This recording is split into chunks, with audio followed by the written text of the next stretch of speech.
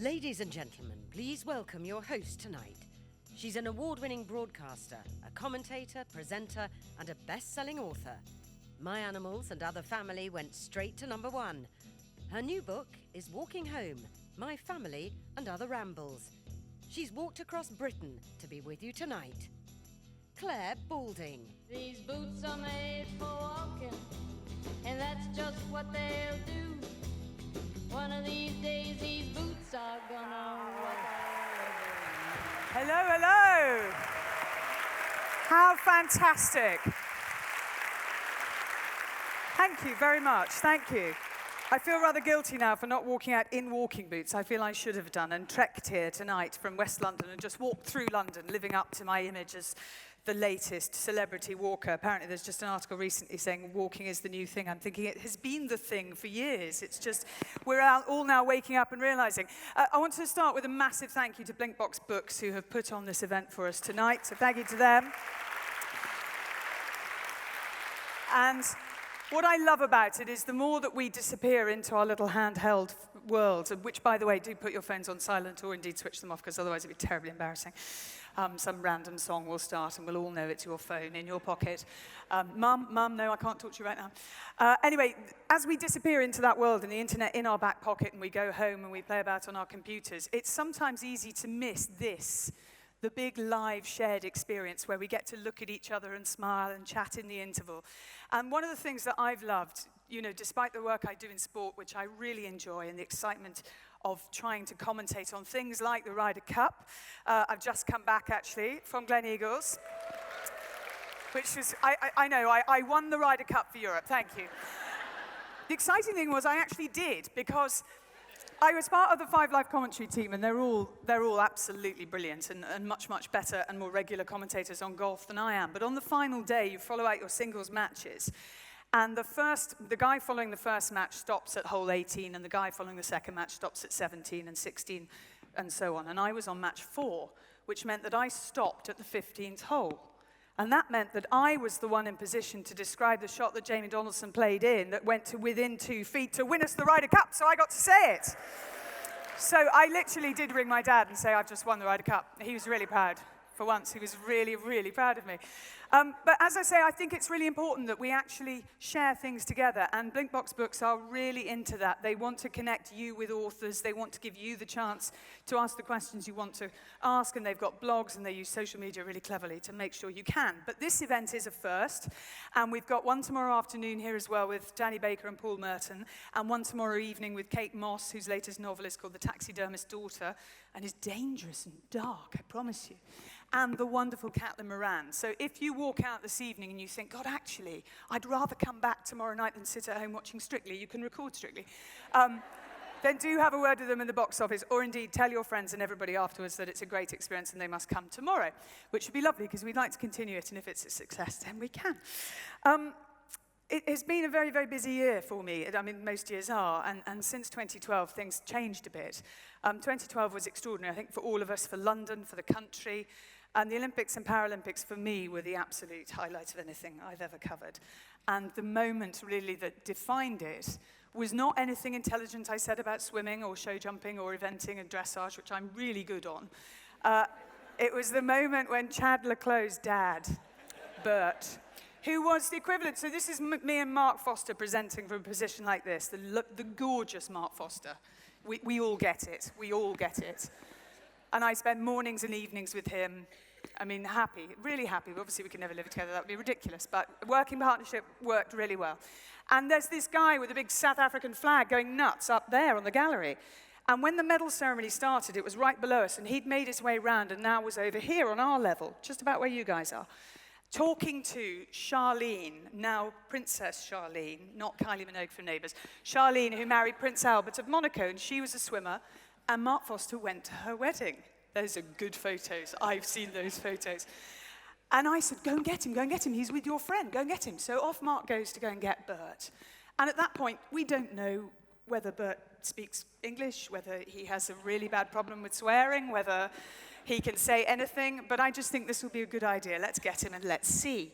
So I then said on television, there's Mark getting Bert. You'll have to stay with us to see, because we're going to talk to Bert, at which point the editor started swearing at me because they wanted to cut away to hockey or something. And I like hockey, but at that point I thought, no, we're holding it here. And as you know, Bert then came on the television. And I have learned over many years, finally learned, that sometimes the best thing in the world to do is hold a microphone and say nothing. Unbelievable, unbelievable, look at my boy, he is beautiful, look at my, oh, don't look at me, I am fat. And then suddenly, in the middle of the stream of consciousness, he went, are we live? I said, yes, we're live, keep talking. And I think he summed up what we would all feel if our child did that. If our child went, well, obviously it's not going to happen to any of us, that our child is going to get into a pool with Michael Phelps and beat him at the Olympics. But hey, it happened to Chad, who was 20 years old at that time, and actually has been swimming really well since, and will go into Rio as hot favourite in pretty much every event, and was at the Commonwealth Games, and I was at the Commonwealth Games in Glasgow. And my routine, I was doing evening swimming and then going straight to do a highlights show where I didn't know who the guests would be. So it was proper Russian roulette. I mean, talk about living on the edge. I'd literally get there and they'd go, right, we've got 3 judokas, it's X, Y, and Z. I say, well, which one's which? Oh, well, they're different weights. Yeah, but which one's which? And what have they done? And the night I really enjoyed was when Greg Rutherford came straight from winning the long jump onto the show. And by that stage, we knew we'd cracked it. Everybody, all the athletes wanted to be on the show. And we had a live band, and I was presenting with Mark Chapman, who's a really, really nice guy. But Bert and I were reunited in Glasgow. Oh, Clare, my darling. And bear in mind, when I'd seen him, the day after the interview on BBC One at the Olympics, I saw him in Westfield, because we led a very glamorous life, and went to Nando's or Chiquita for supper, I have no problem, actually, with either. Nando's, particularly love Nando's. Anyway, it's quite healthy, too. But just don't eat sweet corn and then go on to a show second half, because I did that in Birmingham. I was doing a show on stage and spent the whole of the second half picking my teeth until somebody in the second row gave me a toothpick. Said, I've actually got one. It was still in its wrapper, so I thought, that's fine. Anyway, Bert sees me in Westfield and comes over, and he's still got his South African flag. Clare, my darling, you have made me famous. We have gone viral. And since then, Bert and Chad have done, I think, 3 adverts, and he's written a book called Unbelievable. And of course, I included a chapter called Unbelievable in my book. So the book that I have written, before we talk to the other authors, the book I've written, which is called Walking Home, My Family and Other Rambles, picking up from My Animals and Other Family, and using the same technique of abusing my parents and my brother and everybody who I know and love. But using this time, instead of using horses and dogs and ponies that I have adored, using walking, which I have discovered in my later life, having spent the early part of my life galloping across the countryside and galloping through life and jumping everything that I could and living this sort of daredevil, very fast lifestyle where it was all about getting to the destination. I now realize that actually the journey is quite fun. So it's a book about walking, and it's a book about my life. And I've done this program for Radio 4 called Ramblings for the last 15 years. And I really, really love it. My father's never listened to one of them. My mother listened very early on and said I was panting a lot. And it was quite off-putting, so she didn't want to listen again.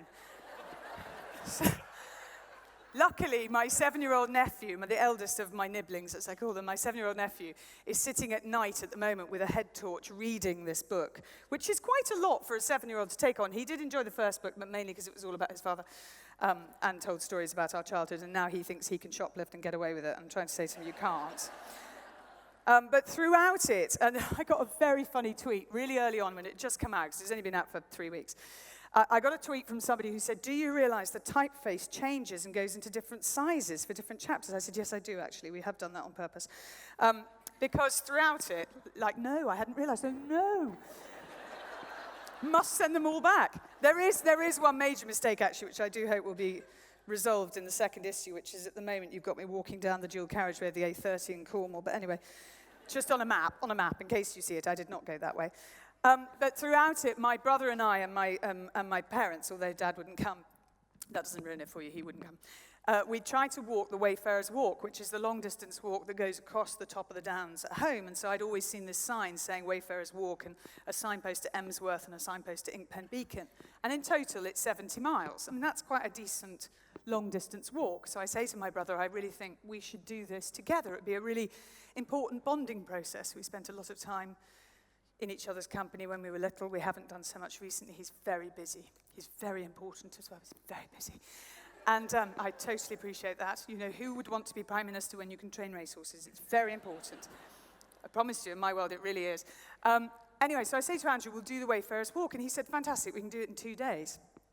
I said, it's not, Andrew, we can't walk 70 miles in 2 days. He goes, no, I've looked at the map, and the beginning bit looks boring, so we'll just drive that.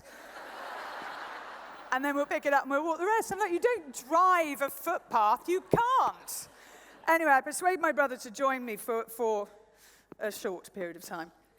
As we climb over the fence onto our side of the hill, I suggest that we give thanks to the land for not killing our father when he had a fall up there 8 years ago and broke his neck. My father, by the way, in case you haven't read the first book, which is very good and still available in paperback, obviously. My father's a devil, you know, a real action man. He's not a man of thought. He's a man of doing a lot of things and playing sport all the time, and he still does, and he's 70, 43, he's 75, yes. Anyway, we give thanks to the land for not killing our father when he had a fall up there 8 years ago and broke his neck. Dad was jumping the tyres he'd built for the drag hunt. Drag hunt, by the way, is not hunting people in drag, just to let you know. He can't resist popping over a few little jumps, even on an ex-flat horse that can't really lift its feet off the ground, or a spooky hunter that shies at its own shadow. There were rabbit holes all around the tyres. Sam, the horse he was riding, put his front foot in a hole on takeoff and catapulted Dad over the fence headfirst into the ground. He broke his C2, which is right up here, and it's known as the hangman's bone. In A&E at Basingstoke Hospital, he said to the doctor, I suppose I'm lucky not to be paralysed. The doctor replied, no, you're lucky not to be dead. He was in a brace for 4 months, during which time he swore a lot and behaved like a child, demanding attention, sympathy, and food. Poor Mum. Dad still has a bit of trouble turning to look both ways when he pulls out at a road junction. Do not ever get in a car with my father, just in case it happens to you, don't. He drives very, very fast, and he can't really look either side. And he wouldn't be best placed side on to a tennis match. But he's pretty well recovered, and he still rides out every day, plays tennis and golf. He plays squash as well. He would even ski if anyone would let him near a mountain. I pause and I think about my father lying there in agony, incapable of moving, as his horse farted and trotted off home. Andrew, my brother, Andrew has turned his back on me and is facing the hedge. Are you giving thanks? I say. No, he replies, I'm having a pee. So... the book is a mixture of silly stories like that, but also stories about the people that I've met over the 15 years of doing Ramblings and the places I've gone, and the fact that I now know that Britain is not just made up of racecourses, and that Newmarket and Lambourne aren't necessarily the industrial capitals of the world, and that places exist west of Newton Abbot and Exeter Racecourse. There's this whole county called Cornwall, which I'd never discovered as a child. Seriously, someone from Cornwall here tonight? What, you've come from Cornwall tonight? No, you've been here longer than that, haven't you? Yes. Well, thank you. There's a really lovely chapter on Cornwall. You'll like it. But there's quite a lot about the physical and mental health benefits of walking, and the fact that walking has been shown. Funnily enough, a clinical psychologist told me when we were walking in Shrewsbury, he said, do you know that lack of friends, loneliness, will kill you quicker than smoking? And I was like, oh, in some ways that's good news, in some ways that's terrible news. And he said, no, I really mean it. If you don't, particularly as you get older, and a lot of people move to remote places, actually, when they get older and they're not in a work environment, so they're not seeing people every day, it can really affect them. And I walked with this group, and he'd set it up called the Walk and Talk Group, and there was an ex-policeman there. And he had really suffered from depression when he left the police force, and it had got very violent from when he'd started in Manchester to when he left, and he'd moved to a really remote farmhouse in Wales, North Wales. I mean, like, literally the nearest house was a mile away, and had gone rapidly downhill. And then he joined this Walk and Talk group, and he was so good talking about it. He just said the difference that it's made. He said, this is what I look forward to. And he brings his dogs with him, and his dogs pull him along, because one of them was a husky, a complete nutter. And I tried to hold it for a while, madness.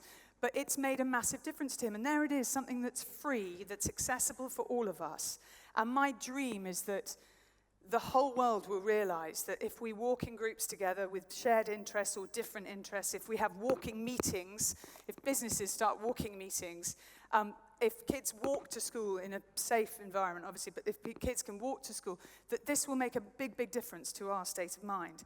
And there's a group that I discovered near Swindon called Forget Me Not, who have been set up by a woman called Linda because she has found that walking and planning walks help slow down the effects of early onset dementia and Alzheimer's. And just the last little bit I'll read you is about that group. They walk for 5 or 6 hours and nearly always get lost. But finding their way again is part of the challenge, so Linda doesn't interfere. Being out walking is good for members of the group, but it also gives their wife or husband a break from constant caring. Ian told me, everyone is very relaxed, and I like it that they don't do things for us that we can do for ourselves. In the outside world, he explained, every mistake you make affects your confidence because of the reaction of other people. When you can't park the car properly, it can make you feel that you're messing everything up. Here, you feel a sense of normality. We'd been walking for a couple of hours before we stopped for lunch. Everyone was starving and fell upon the heaps of food, sharing sandwiches, crisps, fruit and cheese. And we sat on the side of a hill looking at the Vale of the White Horse. I could hear the faint hum of the motorway, and I had no idea where we were or where we were headed.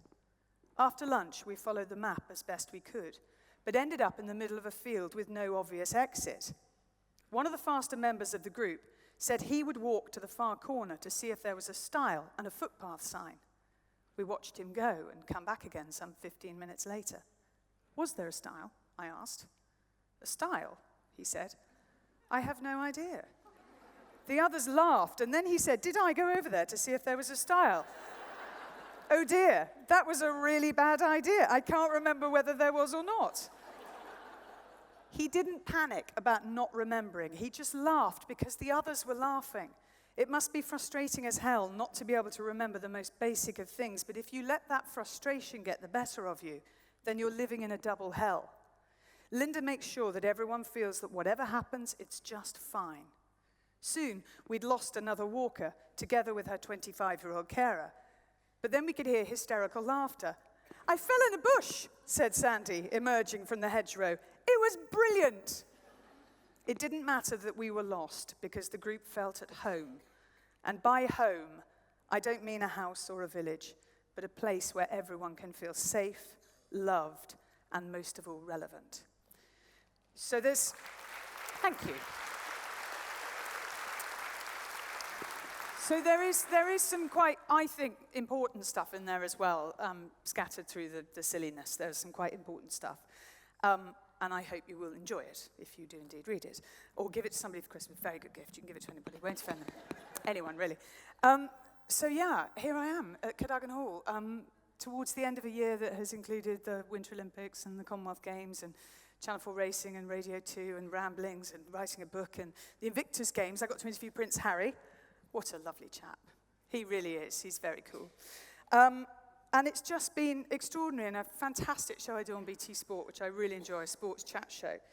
But the only thing that I do that our second guest today, Graham Norton, is really excited and interested in is Crufts. Because he loves dogs, and the first chapter of his book is dedicated to his love of dogs. And Crufts is an extraordinary event. It is full of barking dogs and fairly barking people. And I remember, this is typical of Crufts. So I was standing watching the Wheaton Terriers, and Wheaton Terriers are lovely dogs. And there was a woman talking to her friend, and she goes, I just don't know what to do with him. He's sitting there, and he's looking all depressed, and he doesn't want to go for a walk, and he doesn't want to take any interest in the show, and I just don't know what I'm going to do. And I said, oh no, what's wrong? Is that your dog? And she went, no, my husband. If you can get to Crufts at all, do. There's nothing quite like it. And people often say, how do you do so much? Well, the reason I do is because I think, we get one chance at this, and I want to have as many different experiences as I can, and I love it. And the other reason is, apart from having fantastically good support from my Alice, who's here, I also walk a lot, and I read a lot. And it's reading that takes us into a different world. And genuinely, the two books that we're going to talk about tonight, I have read every word of and really enjoyed. And the first author started life as an actor, actually, before turning his hand to writing. And he wrote the third series of Cold Feet, which to my mind, is the best. I mean, it's a very, very good show, but the third series just has that something a little extra.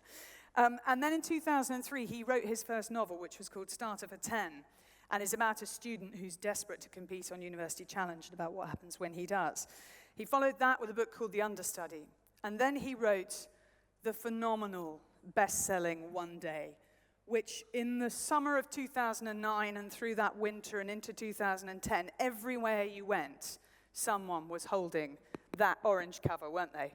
And we all read it. I mean, I absolutely adored that book. I had a row with a journalist the other day who didn't actually. I might as well never have done the interview with him. But we recovered, but we had a big row about it.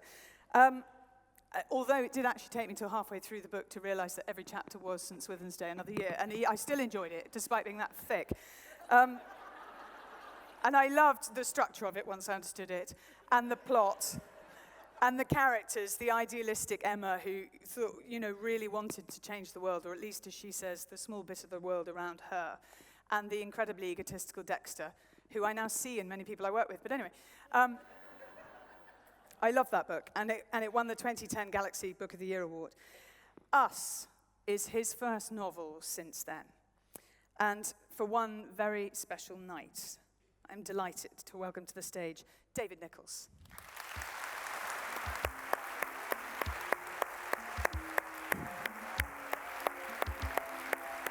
Yay. Have a seat.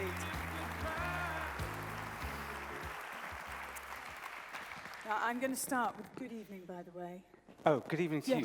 Sorry, it's very show business. I did a little showbiz skip as I came on the stage. You did, I know, I saw that. It was my kind of it's Parkinson's skip. You can swivel on your chair as well. It's very exciting. I have to apologize to David, first of all, because the last time that we had a long conversation, I was a little bit inebriated, and we were at a party, and he was telling me that he was, struggling at that stage with the with the new book. So I thought I'd offer the words of advice for someone who'd written like one book about my life. I said, no, you just need a structure. You really need a structure. See, I've used animals, and that really worked for me. No, I'm really sorry. I wrote it down. Yeah. Structure. Claire says structure. And indeed the person that hadn't understood the structure of the first book till I was halfway through it. The background of this book, essentially us, and I better show you the proper cover because I've got two copies here. So you've gone for the bright. I do like all bright covers. So the background to this book is that it is about a family, Douglas and Connie Peterson, who have been married for how many years? 24 years. 24 years. And they're can I call Albie dysfunctional or not? They've been together 24 years, married for 19. Yes, you can call Albie dysfunctional. And their dysfunctional son, Albie, and their ability to try and rub along. And you say about this, if One Day was about friendship and first love, then Us is about what happens next. Yes. What do you mean? Well, I wanted to write another love story, and as you say, it took a long time to come up with an idea that I was happy with. And when I started writing One Day, I was 39 years old, and when One Day was published, I started writing it when I was 39, published it when I was 42. I'd just become a father, and One Day was a kind of very conscious farewell to the stage of your life, which is all about friends and parties and social life and finding a way in your career. And I tried to write this novel for a long time, and suddenly I looked up and realized that I was, a 46-year-old father of two, and to write about dates and going to all these parties. I mean, I never leave the house, so it seemed crazy to try and write another kind of 20-something, 30-something love story. And so I kind of knuckled down and decided that I'd write about what comes after that. I'd always sort of avoided family as a theme, but now as a parent, it seemed like the right time to deal with it. And so I wanted to write about marriage and long-term relationships and parenthood, because it's just as exciting. It's just as, marriage isn't this constant. It's always changing. So I should have shaved. I can hear my microphone rubbing against my stubble. I'm going to move it up here. Marriage isn't this constant state. It's always changing over the years and full of highs and lows. And it's very much a love story, but a little more mature, a little more bittersweet, a little more painful in places, but still absolutely a love story about family. And you said that you hadn't left the house for a while, so you came up with a book that was going to take you around Europe. I think that's ingenious, by the way. Yeah. Very clever ploy. Did the publishers go along with that? Well, part of the idea came from one of the great joys for me of One Day, and the fact that One Day sort of took off around the world, was I finally got to see these places I'd never been to. I was very nervous, 17, 18-year-old, so I didn't think of going backpacking. I didn't know what would happen if you couldn't speak the language, and where would you sleep, and I wanted everything kind of controlled and ordered, and I didn't have the money, and so I didn't go backpacking. And when I was touring with One Day, I was visiting all these extraordinary cities and places I'd never been to until my 30s and 40s, and I love them. I love cities. I'm much happier in a city than on a beach. A beach is just hell, indescribable hell to me. And when I was getting sort of half an hour to spare, I would run from the hotel and run around the city and try and take it all in. And I thought there was something funny about the idea of someone backpacking in middle age.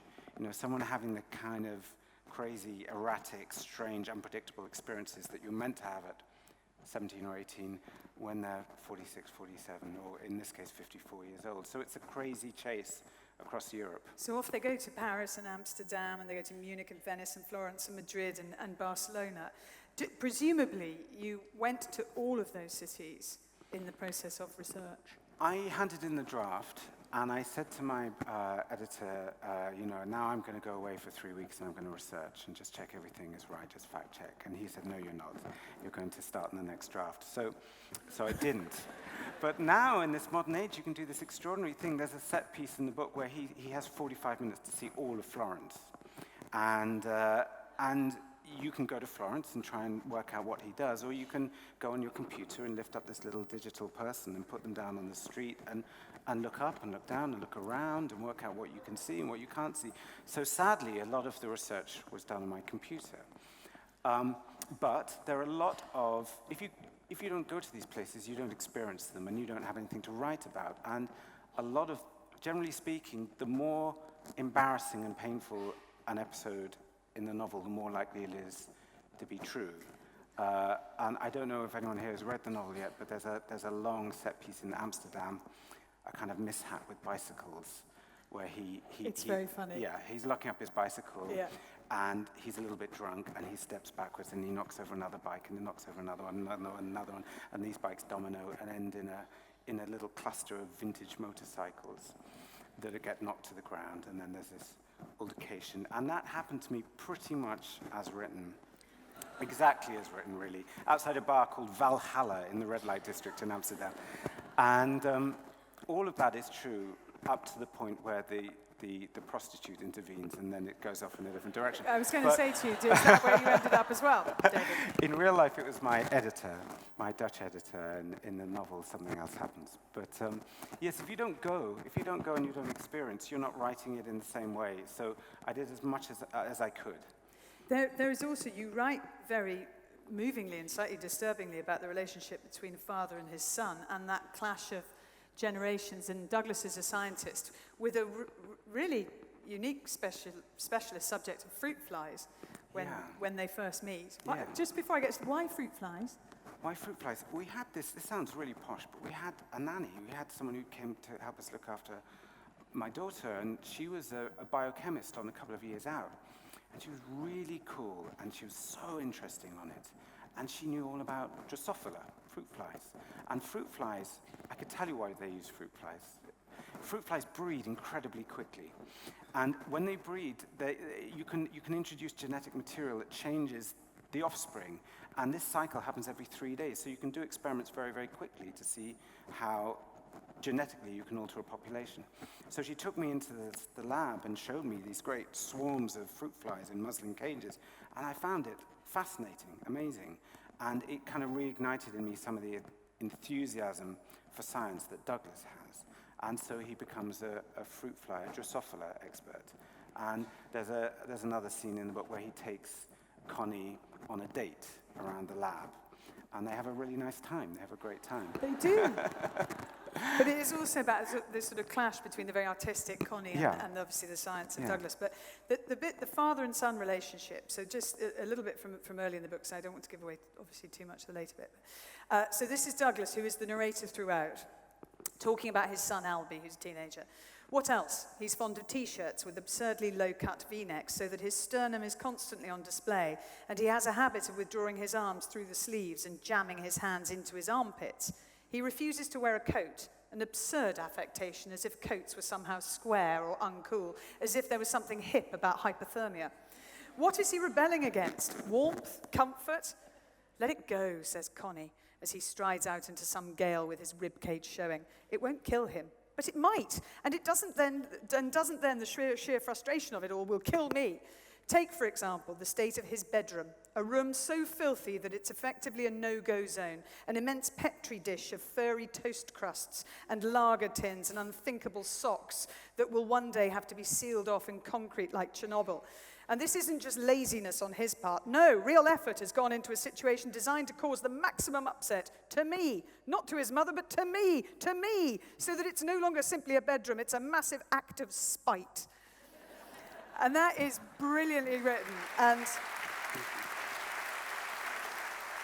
I think so many parents will, I was talking about Bert earlier and the shared joy of when your child does something wonderful, but the shared frustration then when you cannot make your child see that actually making the bed or picking up their clothes isn't such an awful thing to do. Yes. I mean, I have a son, and he's 8 years old, and he's incredibly sweet, and I suppose sometimes you kind of write out your nightmare scenario in the hope that it doesn't come true. But it is a difficult relationship, and I wasn't like that as a teenager, but, I had it was a difficult time for me and my father, and we got over it, but it often is, I think. Often, I don't want to generalize, but often sons are drawn to their mothers. Their mothers are more forgiving, more generous, more kinder. I think perhaps fathers and sons are always looking to find each other in the other person. And Douglas's dilemma is that he looks at his son and he sees nothing of himself. And he has this horror of losing both the love of his wife and the love of his son. So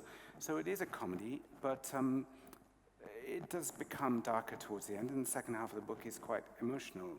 But it's not about me and my father, but my father died while I was writing it, while I was halfway through, at exactly the point where the novel changes and becomes about fathers and sons more than about husbands and wives. And though, again, it wasn't a portrait of our relationship, it's very hard to write in the shadow of something like that without it affecting the writing. And I didn't change anything. I didn't change the plot. I didn't change the characters. But inevitably, it finds its way onto the page. So, yes, it's not autobiographical, not a self-portrait, not a portrait of my father, but some of that unease, some of that frustration, some of that regret, I suppose, does come through. When your son gets older, take him walking. I will. I know it's my cure for everything, but I talked to a father the other day who had a problem with his teenage son, and this is quite extreme, but he took him up Mount Snowdon. They needed a chat, let's go up Mount Snowdon. Brilliant. But something to do with the lack of, it's because you're not then having to have a conversation looking at each other. So well, we take them walking now, and he hates me for it, so... Okay. He'll get over that. There's also, as I mentioned, this clash between science and art, and at one point, Douglas tells Albie, you don't want to be an artist, anyone can do that. Yes. Anyone can paint, and he's really dismissive of creative art, and he likes the certainty of science. Yes. That's sort of Douglas that is most unlikable, and he kind of learns to regret that attitude. But when Douglas goes on this, the idea of their journey is that they're going to go on a grand tour. They're going to see all this culture and art, and they're going to see these cities, and it will improve them. And Douglas is a bit of a Philistine. He doesn't really get art. He prefers to read the caption, and he gets very tired in art galleries. I don't know if any of you have experienced that, but the minute you walk in, you're just exhausted, and you have to sit on the benches. And he feels a bit like that, and he feels with art as if there's something that you're meant to get. And he just thinks, well, why don't we just go to the gift shop and look at the postcards and then we can go. So he's always looking for the right response. And whilst I love art, but I didn't really go to an art gallery until I was 21, 22. And I didn't really feel, whereas I was brought up on television, brought up on books, I didn't really feel as if I had the vocabulary to talk about art, or if I was necessarily having the right response. So another element of the novel really is Douglas's journey from a certain skepticism about art to a changed attitude. But now, when I go to a city, that's the first thing I do. I go to the gallery and I love it. And the book, it doesn't quite come with a travel guide, but you could do Douglas and Connie and Albie's journey, day by day. see the same paintings, go on the same trains, even the flights and the train times are accurate. And you can have a really wonderful time. I mean, hopefully you'd have a better time than they do. You say that the more extreme a situation, the more likely it is to be true, and you write a scene at a school quiz. Yes. Where Connie and Douglas are on opposing teams, and it ends with Douglas questioning the way the scoring has been done. It is so painful. It's so awful, and you just think, this has to have happened. You have to have seen this happen. Well, I'm a bit anxious about that because it did happen. A school quiz for my son's school, but I didn't do it. The parent of one of my son's friends did it. And so I'm really actively discouraging them from reading any of the books.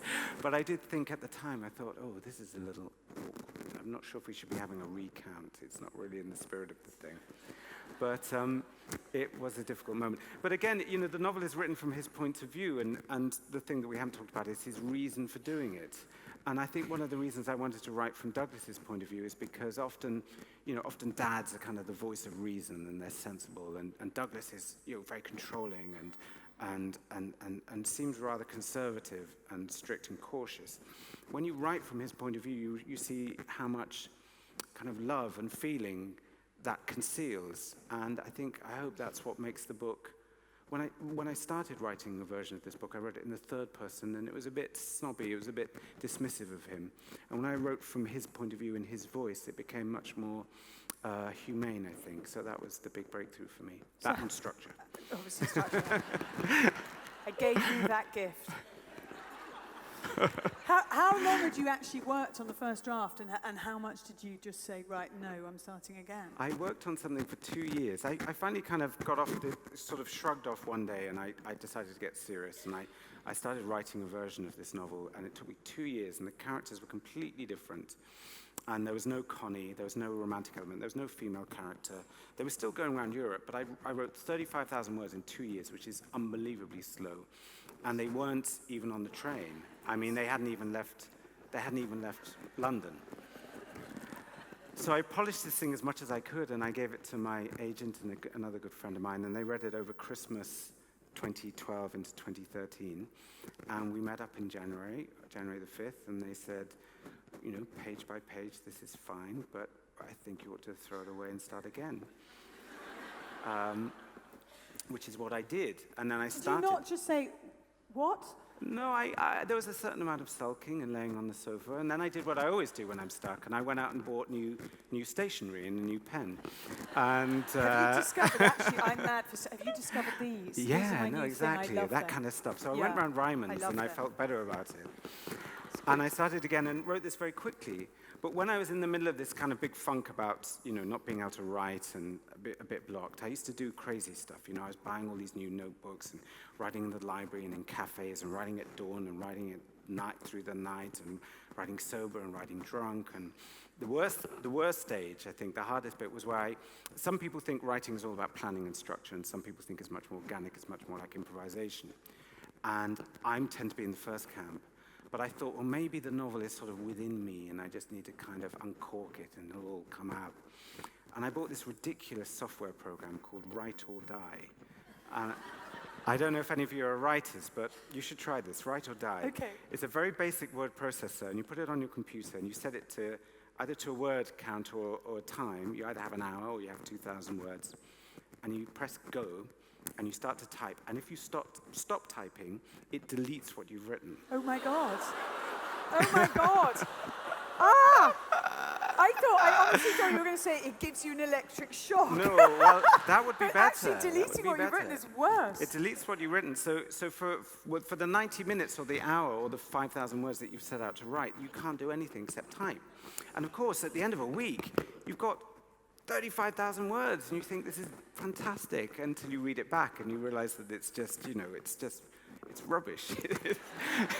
It's like someone's had a gun to your head. And what have you done with that software now? It's on my computer. I don't use it anymore because I realized that you can't, what I realized, after 2 years was that you can't write an idea that you don't have, and you can't write characters that you don't care for. And so you have to wait. I don't really believe in writer's block. I wrote television, I wrote films, I did other things, but But for a novel, it's so personal, and you have to feel it so strongly because, you know, it's with you for years and years and years, and you know, it's always there on the shelf. And so you have to get it right, and you have to sort of, without sounding sort of hokey, you have to sort of feel it. You write the hero in a very interesting way, because you tend to really write the anti-hero. You write awkward men for different reasons. They are flawed, whether it's Dexter and his massive ego, or it's Douglas and his sort of restrictions, or Brian, starts for 10, you know. Where is that coming from? Because you're not an awkward man, I don't think. Oh, well, you know, I've had my moments. I mean, you know, especially with Brian. I mean, Brian, you always meant to deny any autobiographical element, but Brian at the start of A 10 was pretty much a self-portrait. And even in the film, James McAvoy was kind of copying me and copying my mannerisms and voice and stuff. And there was a lot of me in Brian, and again, a lot of the worst anecdotes in that were just pretty much copied straight out. So there's a bit of that, but really it just comes from the obligation to be funny and entertaining. You know, people who can handle situations and who are suave and know what they're doing and know what they're saying. It does make for very good comedy. And I realized, you know, that there are certain cliches and traps that I have to try and avoid. And, you know, Dexter, for instance, was written as a kind of antidote to all the slightly modest, self-effacing male characters that I'd written. So I wanted to write someone who was kind of, you know, not the underdog, someone who was kind of the overdog, you know, someone who's so brash. But he's a shocker. He is a shocker, and that has its own comedy to it as well. But you need to write, you know, someone said to me the other day, you know, I'd love you to write a party that goes well, you know, where there's no kind of awful faux pas or catastrophe, and I should do that. But for the purpose of this book, I loved his flaws. It's a cliche with scripts, you know, are the characters likable? Are they likable? Are they likable? I'm happy for the characters to be on the edge of likable, because if there's a governing idea to all the books, it's that everyone has their reasons. Everyone has their reasons for their flaws and their bad behavior, and that's what's interesting to explore. Writing novels, as you say, you have to feel it. Writing for television, which you've done a lot of, and as I said, you know, the episodes that you wrote for Cold Feet were really... That should come. I love Cold Feet. But anyway, the 7:39, which I'm sure many people saw. Alice and I watched it in Iceland, bizarrely, where they get BBC One, BBC Two, and ITV, and don't have to pay a license fee. It's quite a cool place, Iceland. Just en passant. In case you write another travel thing, go to Iceland. But you have David Morrissey playing a character called Carl, having an affair with Sheridan Smith, who's called Sally, cheating on Olivia Colman. I mean, you can't do that. No, it's bad, isn't and I it? saw David Morrissey, he's really keen on golf, and he was up at the Open, and I was interviewing him, and I said, has anyone forgiven you yet? He said, no. People keep coming up all the time saying, how could you do that to lovely Olivia? Well, you know, I mean, I was so lucky to get that cast, and that was a very, very happy production, and we really, really enjoyed that. And, you know, the challenge with that was there's a lot of wonderful drama on at 9 o'clock on all the channels, but often it has a crime element. And we wanted if we could get the same kind of engagement that you get from an audience, that an audience at 9 o'clock demands, but from a love story. And that was the challenge, and we were really lucky to have such a, you know, brilliant, compelling cast. I mean, 3 really extraordinary actors. Do you get any say in the cast? In television, I do, yes. Not less in cinema, but in television, the writer has much more control. You control the, you know, you get invited into the edit, and you have conversations about the casting, and you can go on set in a way that film is for lots of reasons, a bit wary of. But what's interesting to me, and why I love doing scripts, is you can never predict what an actor will bring. And when you cast someone like Olivia Colman, who's sort of a national treasure, then it does something to the other 2 roles. You know, perhaps makes them less sympathetic, because everyone loves Olivia and she brings such warmth and wisdom, and she's so funny and attractive that you kind of, there's no way of predicting that. And that's what's lovely about doing scripts, that it's so collaborative and it's so unpredictable. But that one turned out really well, and I was very happy with that and really, really enjoyed it. It was a good one. And as everybody knows, obviously, the process of getting a book to this stage, where it's available in all good bookshops, by the way, but mainly through blinkbox books, so do that. This takes ages. So it means, and also quite a long time from you finishing writing it to it being here as the finished product and available for sale. But it means that you're already writing new things, and obviously you were writing things while you were working on this. What are you working on right now? Because you don't really stop much. I mean, you're phenomenally successful. I'm assuming, don't really need to work every day of the week. But no, I do. It's an office job. I mean, I do it all the time, and I've stopped while this book comes out. But I have quite a big work ethic. I think I got that from my dad. I kind of think I couldn't take a day off, and I don't believe in waiting for inspiration or waiting till you feel like it. I think I go every day at 9 o'clock, and work till 5. I mean, not really work. I mean, a lot of it is spent just mucking about. But I do. We all do that.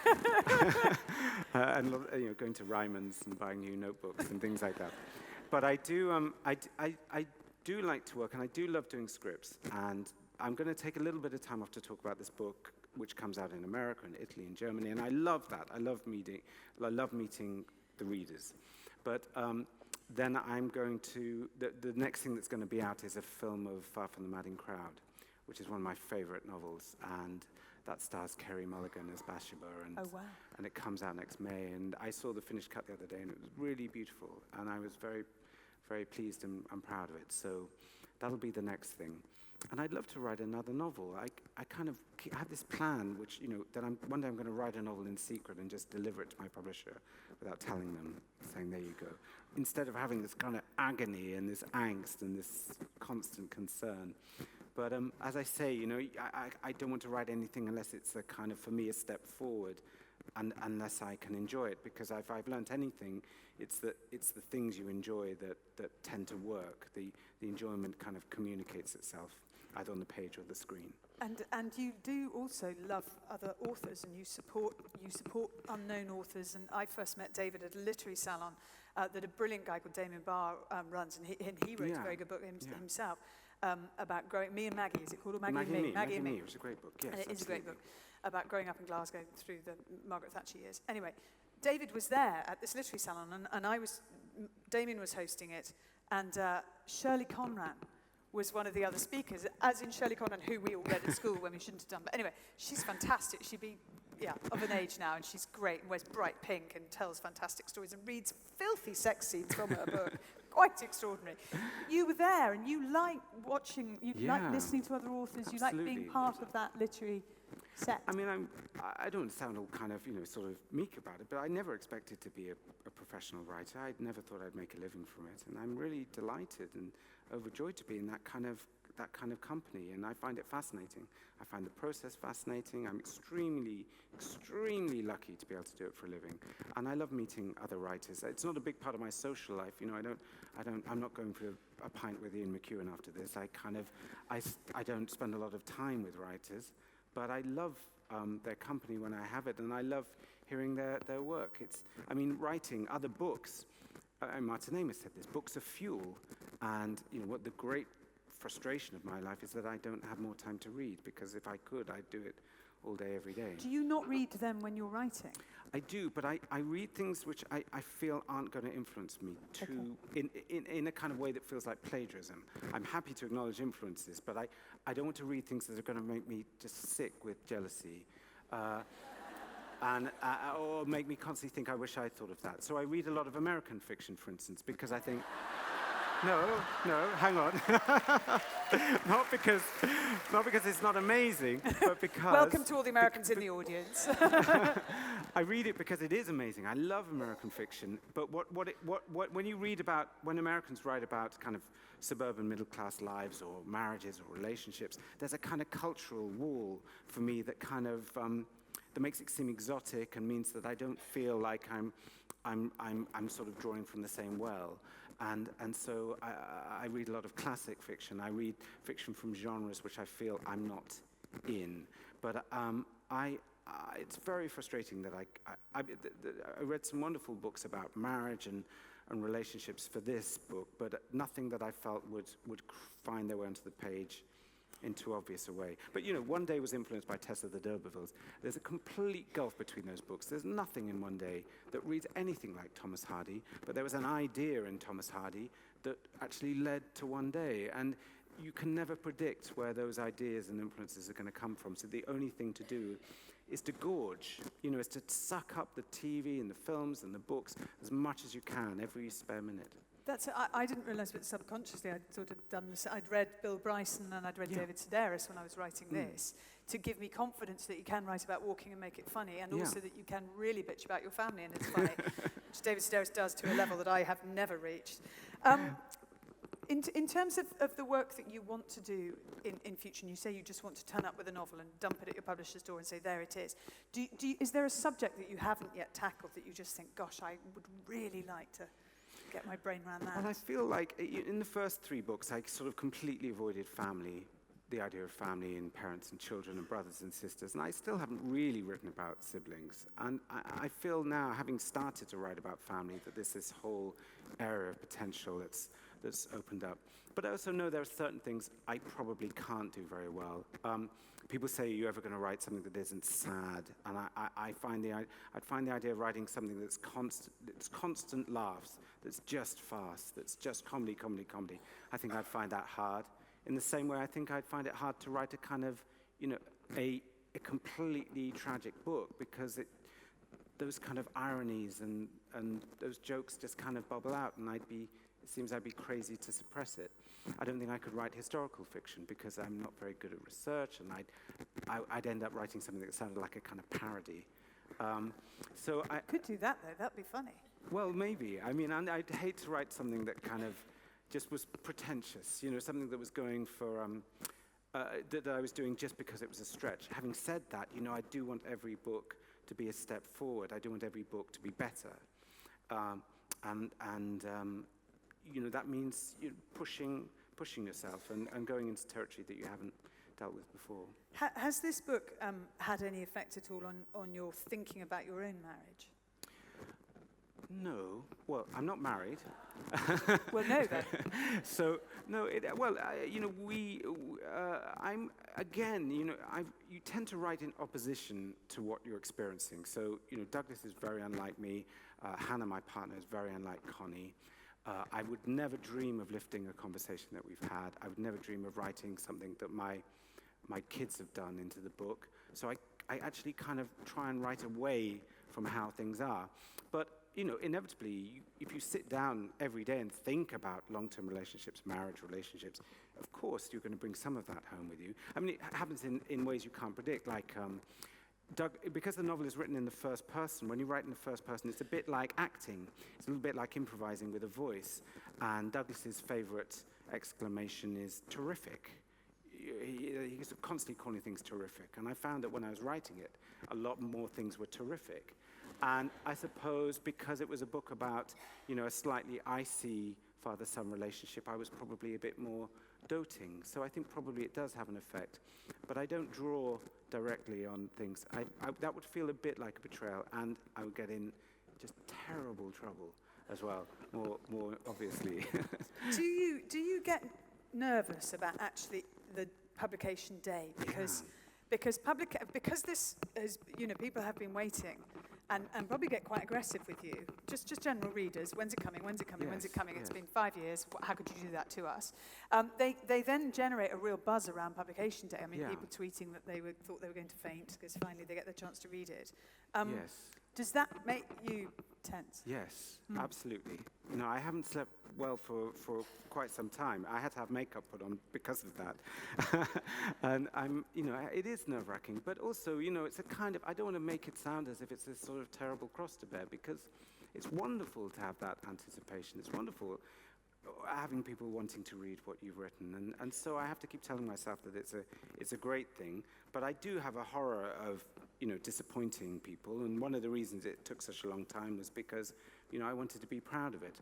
And it is very different from one day, and but I think it's better, and I hope other people do too. So that's why it takes a long time, and why I lose sleep. But I think if you're not losing sleep, you're not doing it properly. I mean, if it's not scary, I don't know why you would do it. It needs to be important. well worth the wait. It's a great read, and I recommend it, highly recommend it. David's going to be back with us at the end of the second half, and you get your chance to ask questions to him and indeed to Graham. There are boxes out in the lobby, and there are boxes for questions for both of them. But also, because Graham Norton is a world-renowned agony aunt and problem solver, you also tonight, if you wish, could share your problems with Graham. He will try and solve them. And then in 5 years' time, David will put them in a novel. So bear that in mind, make them entertaining problems. But for now, thank you so much to David Nicholls. And we'll see you in the second half. Thank you.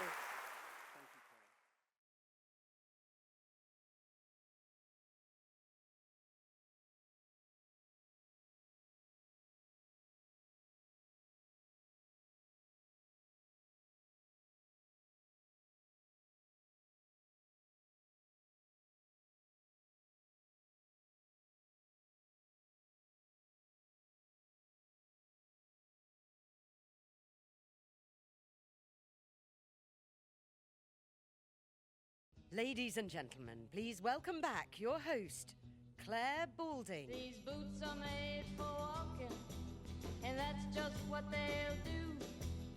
One of these days, these boots are gonna walk all over you. God, I love that music. But I shouldn't dance. It would be embarrassing. Right, I have so many problems. You are a problem-filled audience. It's okay, Graham's going to save them. We've got some early questions as well, and we're picking up a load more, so I can do that when David comes back on. We've been swapping book tour stories, because one of the things, obviously, when you have a book that comes out, you have to let the world know about it. And unfortunately, for all that we love social media, you can't just put a tweet up and expect how many thousand people to buy your book, so you have to go to various book signings. And I was on my way to the shopping centre in Milton Keynes, because I get all the glamorous venues. And my driver, who drives me a lot for sport but has never really done books before, went, Claire, what happens, have you ever been to a book signing where, like, nobody turns up? As we drive up to Milton Keynes Shopping Centre, I said, thank you for that thought, thanks. No, I haven't. This could be the first. Luckily, there were 4 people in Smith's in Milton Keynes Shopping Centre, which is, when it was first built, was the biggest shopping centre in this country. So it's about 2 miles long, and we parked the wrong end because Sketch had never been there before, Sketch being the driver. And, yeah, somebody knows him. Yeah. It also has, I think, the world's biggest pick and mix with no covers. Very unhygienic. But anyway, I know. Big pick and mix, though. So I walk from one end of Milton Keynes Shopping Centre to the other to get to Smith's for the 4 people that have kindly turned up because I tweeted about it. It would just be much easier to send them signed copies. Anyway, Smith's always, when you go and do a signing for them, provide security. And I had Sean assigned to me for security, and Sean was very keen on his security and insisted, after the 4 people had gone who did not need crash barriers. I have heard of book signings before where authors have insisted on crash barriers, and even one where they booked a what do they call the fake, you know when you're impersonating somebody, what's it called? Yeah, doubles, right, Laurel and Hardy double, to entertain the crowds that were sure to appear for this poor author who had done very, very well in Big Brother or something, but anyway, wasn't obviously as big a hit. It was, genuinely it was that. I'm not being bitchy, it was, but I won't say who. And he wasn't quite as famous as he thought he was, so had security and Laurel and Hardy booked to entertain the crowds who then unfortunately didn't appear. And the 2 people that did appear, one walked out going, oh, he's not the one I thought he was. And so we start swapping these stories, and Poppy, who's with me, who's from Penguin, from the publicity side, she was telling me about an author who'd gone to Canada on book tour, and you have to work really hard to sell your books in America and Canada. And it is all about going to places, lots and lots and lots of places where there might be only 10 people. Believe me, it's a lot easier doing like this with lots of you. This author had gone to a reading and discussion thing at which one woman turned up and she was drunk. And as she fell asleep on the table and he was reading from his book, he looked up to see a moose licking the window. I thought, that's so random. That made me feel much better about going to Milton Keynes and meeting my 4 people without a moose. Moose would have been good, though. Right, the second half. The second half is all about a man who, like David Nicholls, actually started off as an actor. He is now the greatest chat show host on the planet. He has won a multitude of BAFTAs. He's won National Television Awards. He's won an Emmy in America. He will one day win an Oscar, I am sure of it. Ladies and gentlemen, please give a very warm welcome to Graham Norton.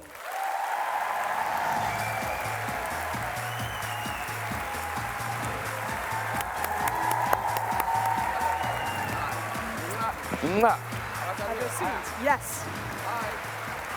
Oh. And in that list of achievements, I didn't mention also a very fine author. Having written an autobiography 10 years ago, Yes. you've now written a memoir which focuses on his favourite things. His favourite things being dogs, divas, Ireland, New York, booze. There's a whole chapter on that, hence the glass of white wine here.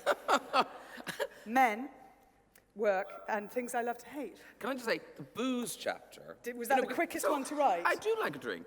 It's just, when you put all your booze stories in one chapter, it's quite shocking reading.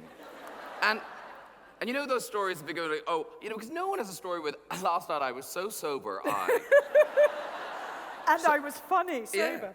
Yeah. So I have all these stories, you know, oh, last night I was so drunk, and those things they're quite cute, quite amusing, quite funny when you're like 20. 51, it's not a good look. Like, and I honestly, I thought these, but even last year, and it's in the book, I was at a birthday party in Shoreditch, and I was working the next morning, so I was being very sensible, so I left early, and left everyone there. So bye-bye, bye-bye, off I went, and then about 45 minutes later, my friends left that bar and found me asleep against the lamppost. Brilliant. Like, that's not cute. But very clever to be able to sleep against a lamppost. No, I thought couldn't. I was very good. Proud yes, of it. Were very. you slumped, sat against the lamppost? I don't know, I was Standing? asleep. We are actually all, because I'm a big fan of Graham's, and I watch his show intently. I was going to say religiously, but that would be weird. Intently and with dedication. And obviously it's on now, nearly now. Yes. And you've got Emma Thompson and Hugh Grant. So given that we've all set our recorders, I assume, you can is it good? Is it? Do you know, it is very good, and there's a very cute bit where, I've said cute many times tonight. Funny Tonight, David's terrific. Yeah, with Hugh Grant recreating, you know that bit at the end of Four Weddings? Yes. When it's raining, we do that. And it's... But I hadn't noticed it was raining. Is it raining? I hadn't noticed, yes. I always think... is it You're Annie McDowell? Yes, is that her name? you're going to say something She is terrible, isn't yes. she? And we all knew that. We're all thinking that. And Emma Thompson would have done it much better. Oh, yeah. But also, like, Annie McDowell, her first movie was Tarzan, right? She did this movie, Tarzan, where they, like, she speaks English. And they redubbed her voice using Glenn Close, right? Now, you'd think that'd be a big hint to maybe give the acting a miss, Andy. Maybe, squeeze a few more years out of modelling. Go on, Andy. I'm now, among many, really looking forward to Andy McDowell appearing on your show. You having to back. I've always been a massive fan. She's been. And I will love whatever she's in now. Yes, of course. There is a lot, when obviously with the questions that have appeared in the boxes, and indeed those that we're able to get in touch with Blinkbox Books before the event, a lot of people asking, who's your favourite guest? Who do you actually really enjoy having? And Tom Cruise, and you write about him in here, as having major stardust. It is a weird thing that you sort of almost get the Scientology because there is something almost alien about him. But I say that in a kind of, it's a compliment because he is extraordinary. If he walked out here now, the room would just be electric. He's amazing. And he'd go and shake every single one of you by the hand. And he'd remember everyone's names. And because I was, the first time he did the show, I think we were doing a double record or something, so I was on set and I hadn't met him beforehand. And in my job, as you do, I've met a lot of famous people. So, think, well, Tom Cruise is on. He's very famous, that's great. And I said, ladies and gentlemen, Tom Cruise. And out he walked. And honestly, I was sort of overcome. It was extraordinary because there's just something about him. He is a superstar. I think some people do exude energy. They have an aura. And Boris Becker's like that. It's how he can get people pregnant without even touching them. It's amazing. He really does have a... ready Brett glow. Yeah. No, I there's remember the there's first something time I about it. interviewed Boris Becker, my hand was shaking so much the microphone, and nobody makes me, I don't really get starstruck. Yeah. He was like really weird. I think I was worried I would get pregnant, and then how was I going to explain that? That would be great. Yeah. There's your third book right there. Yeah. Your chapter on divas is fabulous, and you reel off the list of the great divas. Well, they're the ones... Well, you don't. It's not just a list, by the way. It's better than that. No, I undersell focus it. on four. I focus on four. Let's start with Madonna, Okay, so... because we have a picture. Oh, there she That's is. just her actually looking relatively, But she girl does. next door, yeah. She does. For years, I just, whenever it said, who do you want on the show, it was always Madonna, Madonna, Madonna. French and Saunders went through years of that as well, and never happened. Yeah, well, finally, we did manage to get her. And it was one of those, honestly, till I actually said, ladies and gentlemen, Madonna, and then she appeared. That's when I believed it was happening. Because you just kind of thought something will go wrong. Because it is different when you've got someone like that on the show. Like, there were... there was security where there had never been security before. Things were clean that had never been clean. There were magical flowers. Where did they come from?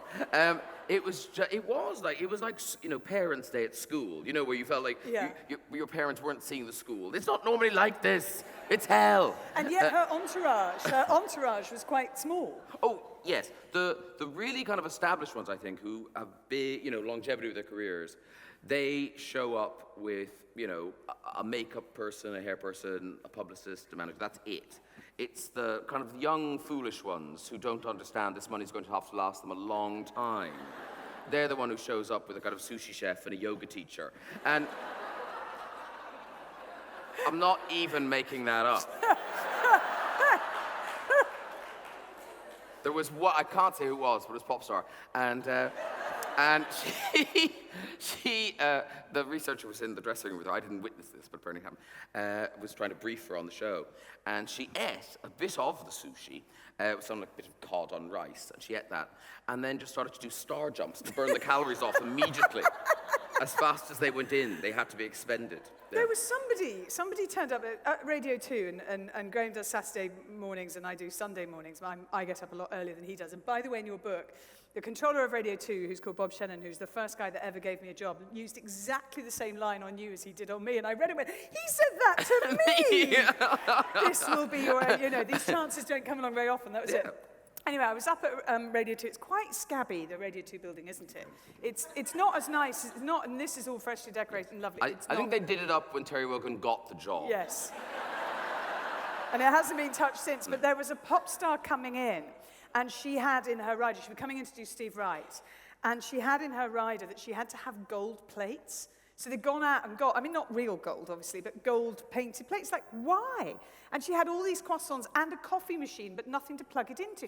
So I'm up there, because I'm about to do something, and they go, don't touch the croissants, don't touch the croissants. I went, oh, no, go on, let me. And I went to go for the bag, and literally.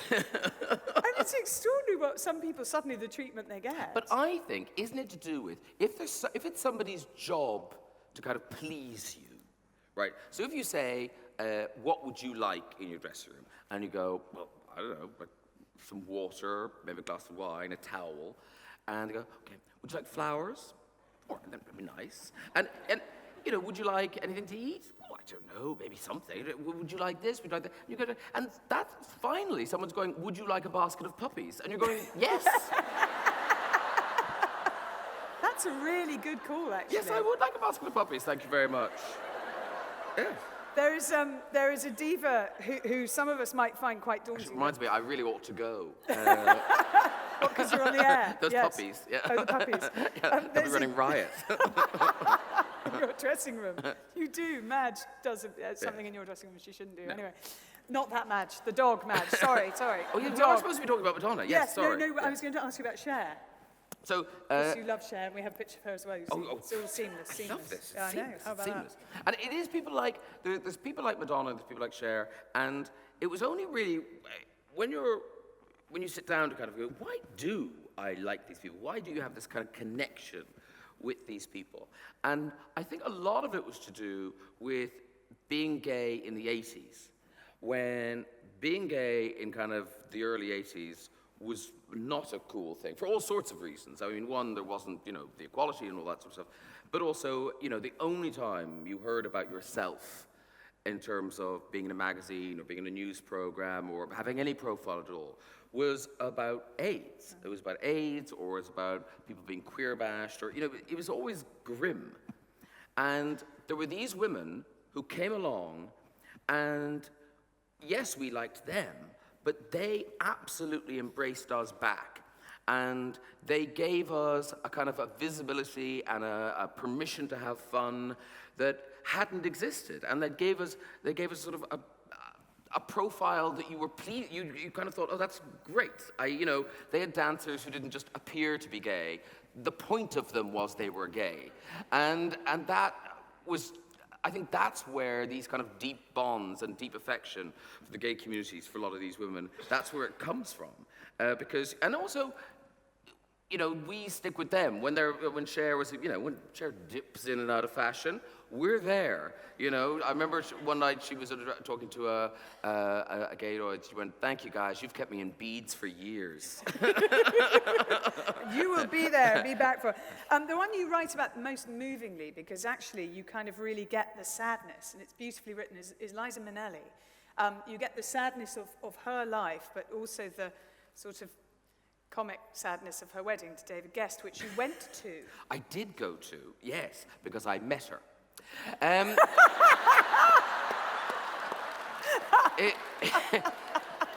It was not the hardest invitation to score. Who's best man? Was Michael Jackson best man? No, Michael Jackson was the best man. Yeah. No, but I was at a table. I was at a table. It was me. It was Helena Christensen, the model, who had met Liza on my show. So that's where there. Sporty Spice was on our table, and she'd met her at a nightclub after my show. And then Martine McCutcheon, who was a bridesmaid because she'd met her twice. So it was her closest friends had gathered. And Elizabeth Taylor was the matron of honor. Yeah, she was the matron of honor. She, I mean, she did know her. Yeah, because at any wedding, it's the bride is supposed to keep everyone waiting. But of course, it's Elizabeth Taylor. So she kept everyone waiting. And she kept everyone waiting. And this, I've never been able to fathom how this could happen. She kept everyone waiting because she arrived at the church and realized she'd forgotten her shoes. How do you get to the church?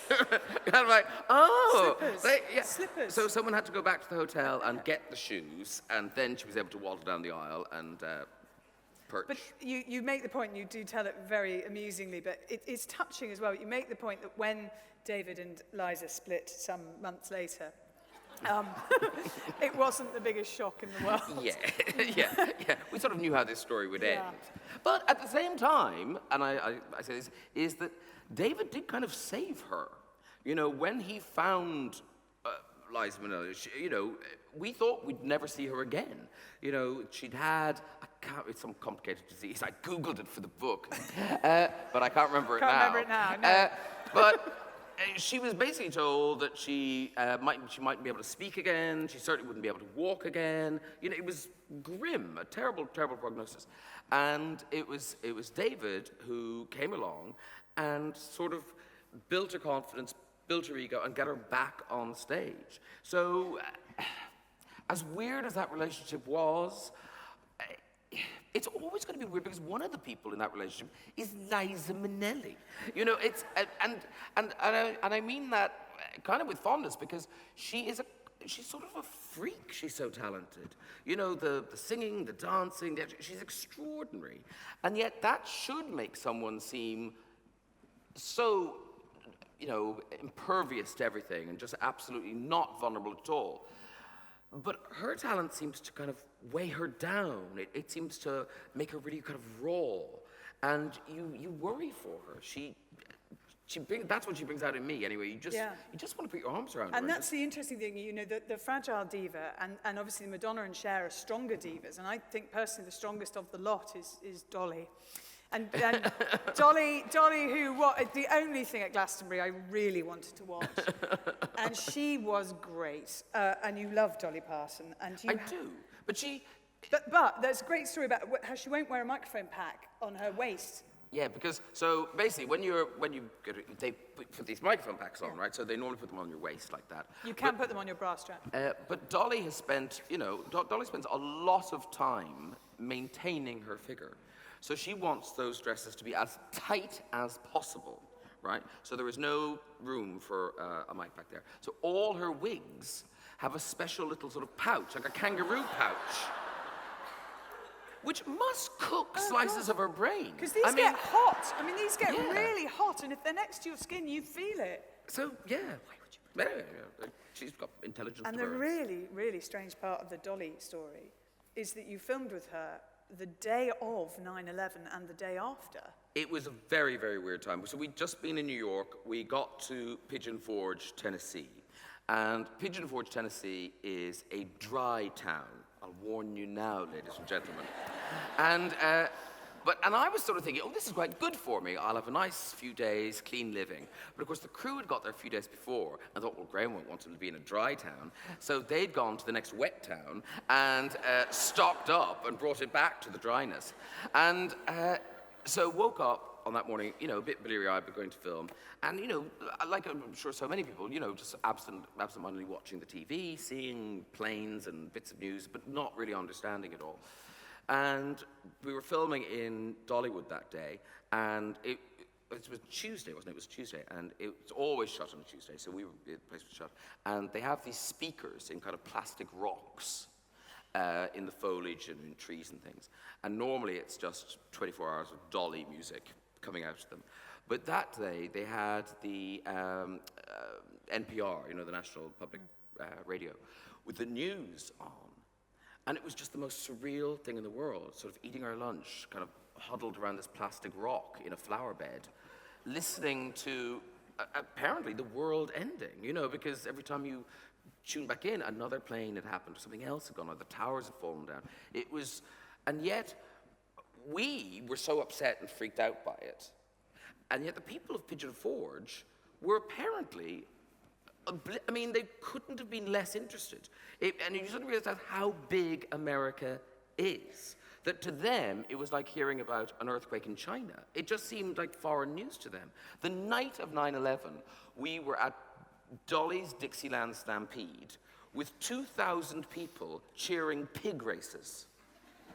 And you're just looking at these people all waving their flags. And you're president's in a bunker.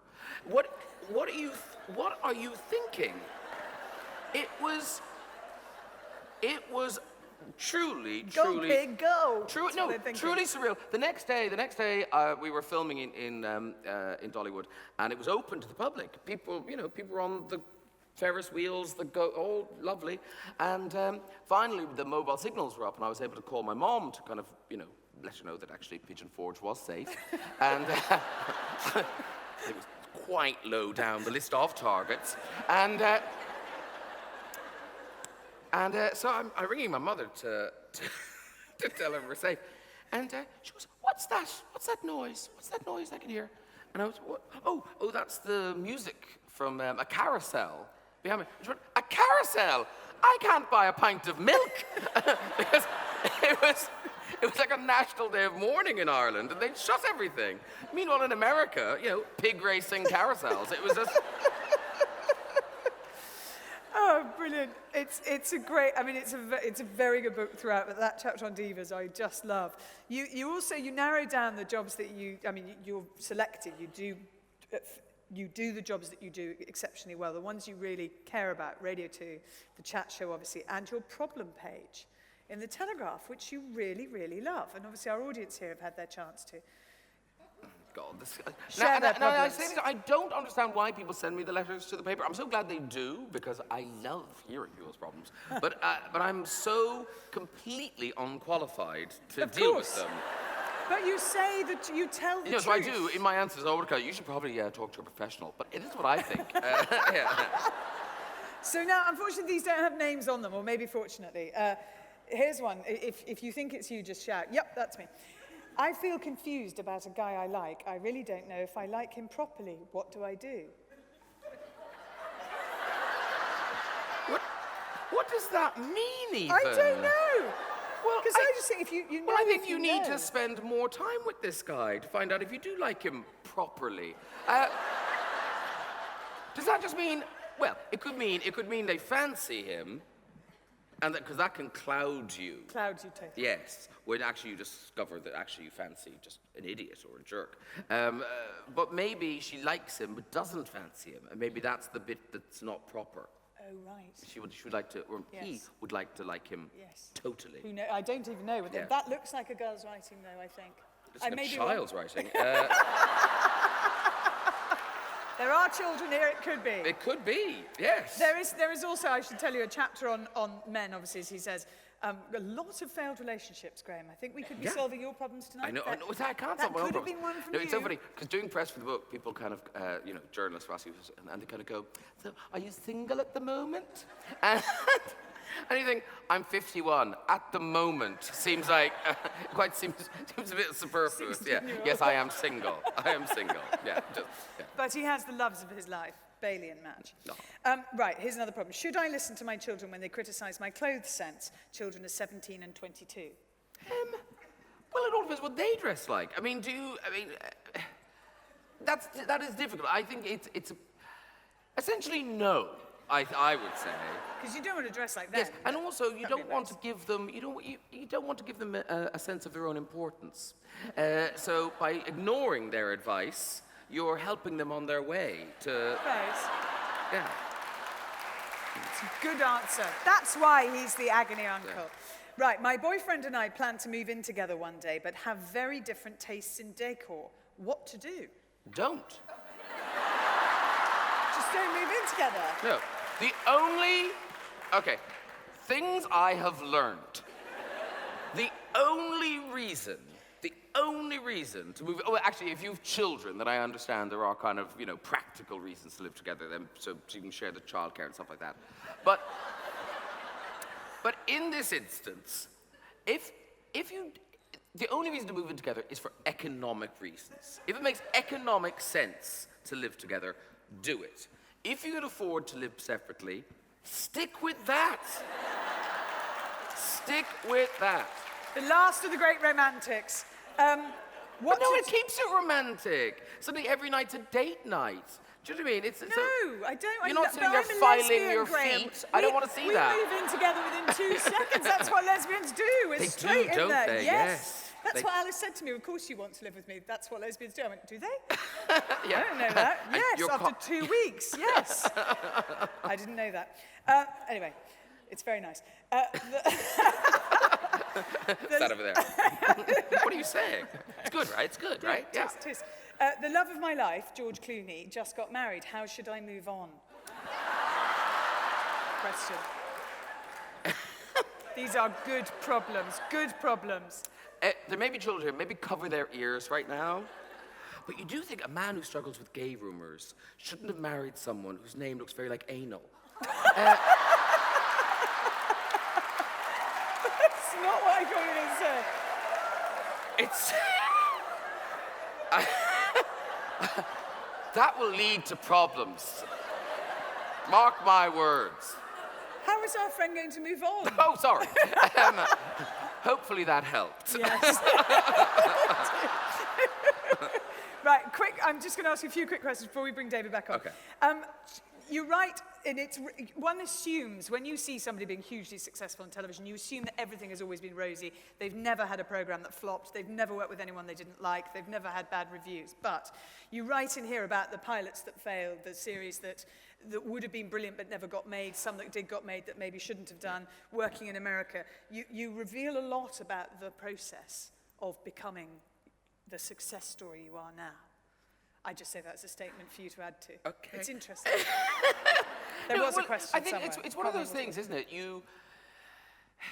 Because when things do work out, it's almost a way of kind of rewriting history, because suddenly everything happened for a reason. Doesn't feel like it at the time. But if you're in the middle of just, making a program that nobody's watching, or trying to make a program that nobody wants to make, that's very hard, and I'm very fortunate that I'm now in a place where I can tell those stories in a kind of like, gosh, it nearly all went wrong kind of way. Because, if I was just telling them, if those stories were the end of this story, there wouldn't even be a book. Never mind, nice people sat in rows. So it's quite, in a way, it's quite a very kind of privileged position to be in, to be able to tell those stories. And I think it's also interesting from a professional point of view to chart the move from acting, stand-up comedy, loose ends on Radio 4, the risque, the edgy stuff, the stuff that is literally on the edge, to then becoming mainstream. And the switch from Channel 4 to the BBC, and did you find in doing that you suddenly got a level of criticism as well as a level of appreciation that you hadn't had before? Well, what's interesting about, because at Channel 4, if anyone hated the program, they hated me. And what was interesting moving to the BBC was you discovered that the BBC would always be criticized more than me. So if people hated the show, they hated the BBC for giving me the show more than me. So actually, it's quite a nice, weirdly cocooned bit you're in. And at the time, people would say, oh, is it different working at the BBC? And of course, in ways it wasn't, because nothing had changed. We were literally working in the same office. We were filming the show in the same studios. Nothing had altered. And yet, something had. And I don't know if you find this, but there's something weird when you watch TV. Why would it matter you're just going like that. Why would it matter what channel a program is on? And yet somehow it does. And I don't know whether that's about what the show was before it, what the show was after it, what is on opposite. I don't know what it is. But watching a show on BBC One is different to watching a show on Channel 4. And I don't know, I can't explain that, no. But it is true. It is definitely true. And that took a while to kind of sink in. I think what helped too was that I was getting older. So in terms of being more risque and in terms of being ruder and stuff like those, there is kind of a natural progression, I think, in your life. That, you don't want to be running up and down stairs. You want to have a nice, I just want to sit down, I want to talk to these people.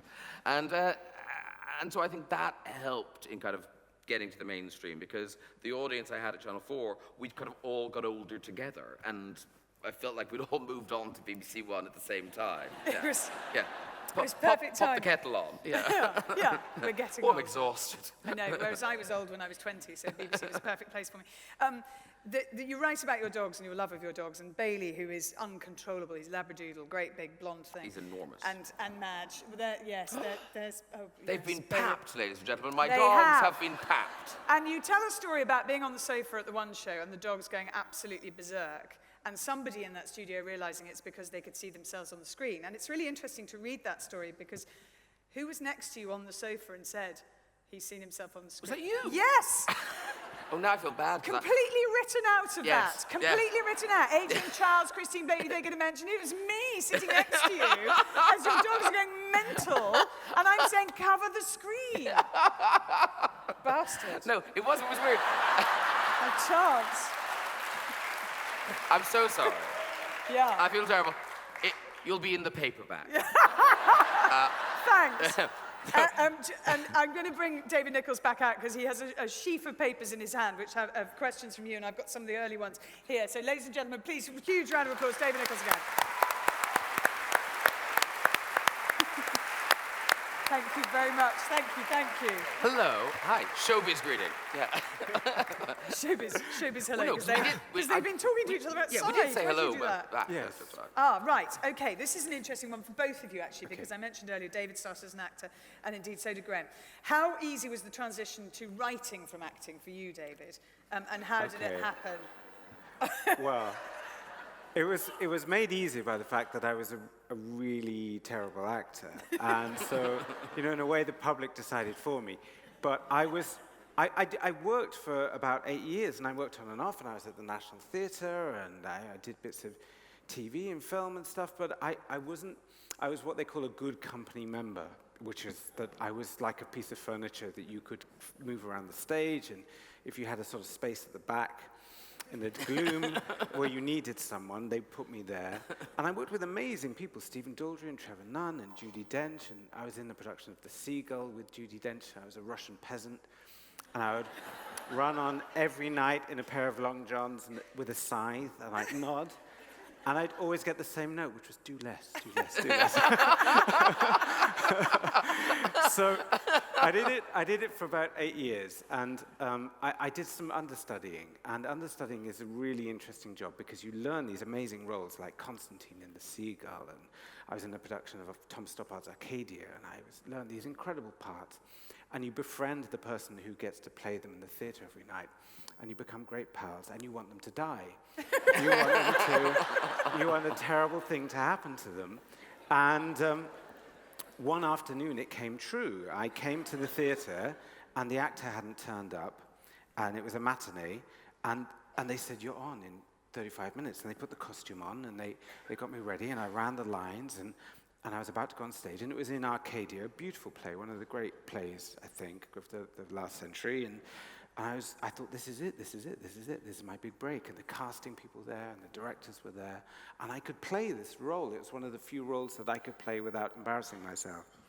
And I was just about to go on, and the stage manager came up and said, it was a scene with, I should say this, it was a scene with Felicity Kendall. And for someone of my age, to go on stage at the National Theatre with Felicity Kendall is like some kind of crazy opium fantasy or something. It's kind of some bizarre dream. So I was literally in the wings, and the stage manager came up and said, he's arrived. You could go, and you're allowed to demand to go on if the actor isn't there half an hour before the show. And I thought, oh, Felicity isn't going to like this.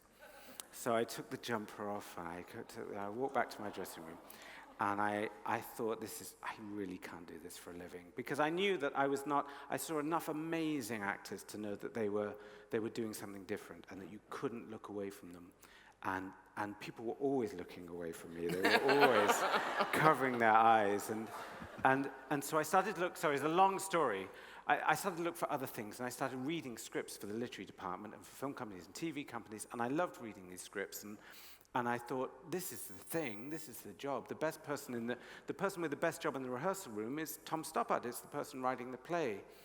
And it took me a long time to actually pluck up the courage to write something, but I started to apply for jobs as a script reader for the BBC, for BBC Radio, where you read through the slush pile, and I found that fascinating. I had a choice between having a job as a script editor for BBC Radio and appearing in a Royal Shakespeare Company tour of Twelfth Night for 2 years, playing a part where I would have said one line every night. The line is, "The heart, my lord, has fled," I think. And that was it for 2 years. And I had both offers, and I made a phone call and turned down the RSC, which is something I never thought I'd do, and became a script editor. And then, through working with writers, finally plucked up courage to write myself and show it to people. Very long answer, but I still. A good one. But a very good one. But thank you. And actually, Graham had the opposite happen. You did come on as not the understudy, but the person who was going to take over. You came on very early, though, didn't you? Like 5 weeks before you were meant to. Yeah, I was doing La Cage Fall in the West End, and I had done some rehearsal. I'd learnt it, and I'd learnt the song stuff. But it was about 3 weeks before I was supposed to go on, and it was that weird time in between Christmas and New Year. And, so all the theatres are packed, and people had travelled a distance and everything. And Doug Hodge was playing it, was off sick. His understudy was off sick. The guy who covered him was covering the other lead who was off. So there was no way they have to cancel. And then I could see during lunch, because we were rehearsing, the producer and the director were kind of talking and looking over at me, And I thought, that's odd. And then they came over to me, and they walked over.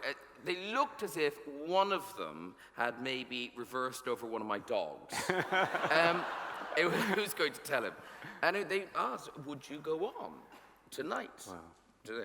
And I said, oh, God, yes. And Terry Johnson, the director, after it happened, he said, Graham, if you'd known anything, you would have said no. But the weird thing was, it was a mistake because I never really wanted to do it again.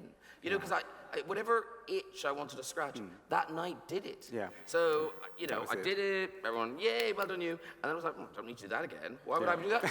Why would I do that every night for 4 months? But that's what I had to do. When I started to write for television, I used to write, I thought, I'll keep my hand in just in case. And I used to write little lines and scenes for me, and I'd, play these little cameos. And without exception, we had to scrap the scenes. Always, because I would just mug, I would just pull faces. And if you want to see how bad it is, if it ever comes up on television, there's a Stephen Frears film called The Deal, about the Blair Brown deal. And I have one line in it. I open the door and I say, ready when you are, Mr. Mandelson. And I close the door. And even that is, it's too much, too much. Too less. Bring it down, bring it down, bring it down. But you had a very, very successful time with Father Ted, and there's a question that refers to that. Secretly, do you wish you'd pursued a career with Father Ted rather than chat shows? No, because like David, I'm not good enough. You see people who can really do that. But you're very funny in Father Ted. But Father Ted is kind of the only cool job I've ever had, and I'm so pleased to have been a part of that. But I was like a competition winner to be in that, and it's like people will say to me, "Oh, do you not wish you could do kind of serious interviews or kind of one-on-one interviews?" I think, well, a bit, but other people do that. That's somebody else's job. I have the job I have, and I really like my job. So in a way, you can't live your life thinking, oh, if only I'd kept doing that. You've got to enjoy the thing you are doing. Question for David. Was One Day a bicycle safety lesson masquerading as a novel? I did this. There are a lot of questions actually saying, just before I say this, has anyone here not read One Day? Right, okay, this makes this tricky. I think you can guess what happens. There are a lot of questions saying... You've saved them a lot of time. You will read it though, won't you? It's a great... You should read it. Okay, anyway, that just answered that question, because now I can't ask you about... No, okay. We'll move on. Come on, let's not talk about it. It's just very good. It's very, very good. Oh, God, no, that's it again. Okay, right, questions about the film. What did you really think of the One Day film? And referring back to Andy McDowell thing, there's things about Anne Hathaway here and her acting. What did you think about the film adaptation? Okay, this comes up a lot. I really like it, and I wrote the script, and there's a version of that film that's 2.5 hours long, which I really love. But screenwriters always want films to be longer, and audiences always want films to be shorter. So, we cut a lot, and I regret that. But I suppose this is referring to Anne. And when we started, okay, this is the story. When we started making that film, the book was nothing. The book hadn't been released anywhere. It wasn't a big hit. It was at best a cult book, and a production company picked it up, and Anne read it, and she really loved it, and the production company wanted to make it, but no one had ever heard of this book. And so we made it for a very small amount of money, and Anne did it as a passion project, and really worked hard, and really put herself on the line for it. And I think in the film, it's absolutely brilliant. And by the time the film was ready for release, this thing had become a massive phenomenon. And suddenly we were faced with this terrible problem of how you make a novel work in a completely different medium where you don't have access to the characters' thoughts and feelings, you just have what's on screen, and how you make the film appeal to people who know it and love it dearly. And that's an impossible position to be in. So I think Anne bore the brunt of that. And it wouldn't have mattered what she did, I think. By the time the film was ready for release, people were suspicious of her. And I think if you watch the film objectively, she's really amazing in it, and all the cast are really good, and I do really like the film. But we were suddenly in the kind of middle of this whirlwind of hype and expectation, and it was very difficult for all of us because we'd made a low-budget indie film passion project, suddenly faced with all these kind of Hollywood expectations. So it was tough. It was actually a very difficult experience to adapt. And I would never, ever do it again, adapt my own work. I would always, because I think, I've said this before, it's like doing your own dentistry. You need someone, with the objectivity and the kind of, and the ruthlessness to make the change, to cut things and to do what needs to be done. So it was hard, but I do love the film, and the film did really well and brought a lot of people to the book. And so I would never, I think there's always an expectation that I would go, oh, it was ruined by terrible casting. I don't feel that at all. I think she's an amazing actor, and she did an amazing job. And she took a great risk, and I think gives a really brilliant performance. So there you go. That's good. Very fair. Slightly peeping Tom voyeuristic question here from somebody, for both of you. What do you wear when you write? I'd quite like to know who asked that, and what do you think they wear? Any of us wear? God, no. I mean, you're sitting at a desk, you're typing at a computer, no, not nothing. Do you have special gear? Because the thing is, because backstage, David was going, oh, you and Claire, you're so used to this, you're broadcasters, blah, blah, blah, blah, blah, blah, blah, blah, blah. It's not fair. I was like, yeah, David, but it's a book event, and you're a writer.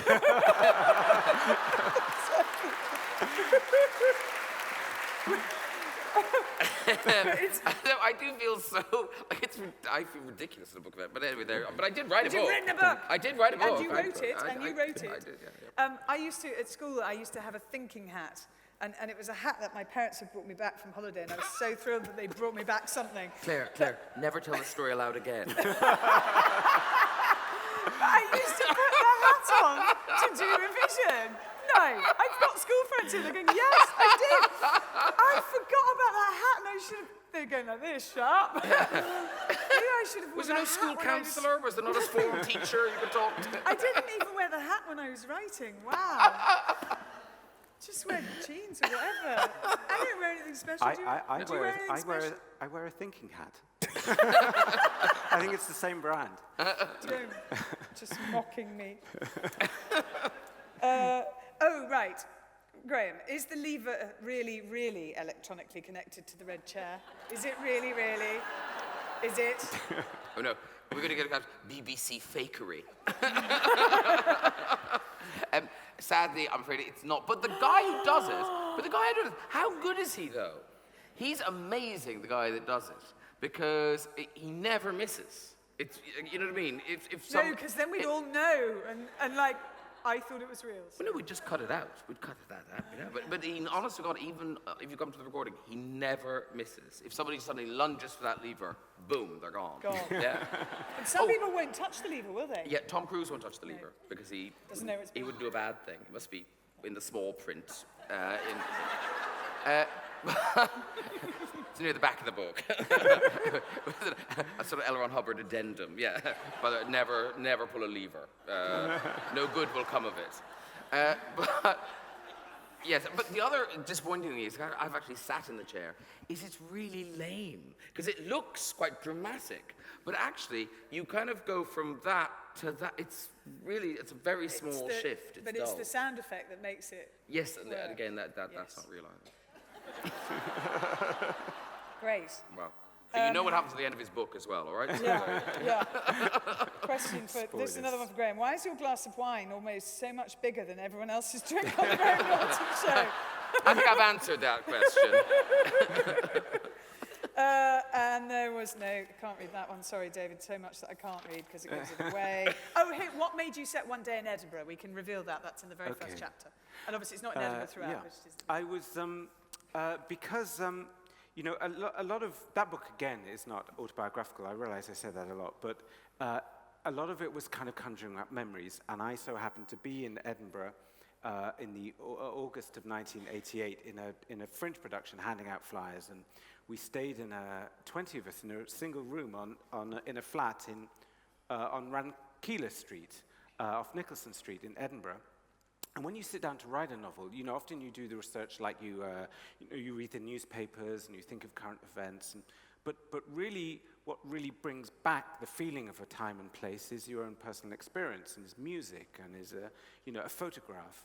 And so almost without exception in the novel, I was in the place they were in around about the summer of that particular year. So it was Edinburgh because it's a city I love, because it's a beautiful city, because I wanted the ending of the book to be romantic, and Edinburgh has this wonderful romantic sweep to it, because Edinburgh has this kind of new town, old town division that seemed to sum up the difference between Dexter and Emma, and because I had experience of it at that time and place. And I don't want to sound pretentious, but it's a kind of sense memory thing. You know, if you were there, you know what it felt like to be 21 on the verge of leaving university, kind of full of idealism, and so it was a kind of rather lazy way of summoning up a time and a place for me through personal experience, and that's why it's Edinburgh. I just think it's I think it's one of Europe's great cities, a beautiful, beautiful city. I liked it as well that you gave them a walk up to Arthur's Seat. Yeah, well... Just to bring it back to walking. Yeah. It's a very good city walk if one's going to try city walks. There's a chapter on that. Bringing it back, bringing it back. Graham, final question for Graham, because I'm very conscious that people have trains to catch and it's so much fun, and I could do this for 4 hours and it would just be great. I love it. But you might get, fainty and hungry. How do you cope when you have a difficult guest? Well, it's like anyone if you have a difficult guest. You know, it's the drunk auntie at the wedding. You know, yes, you've had that. We have had that. And, and in the end, whatever happens, I do sit there thinking, well, this will end.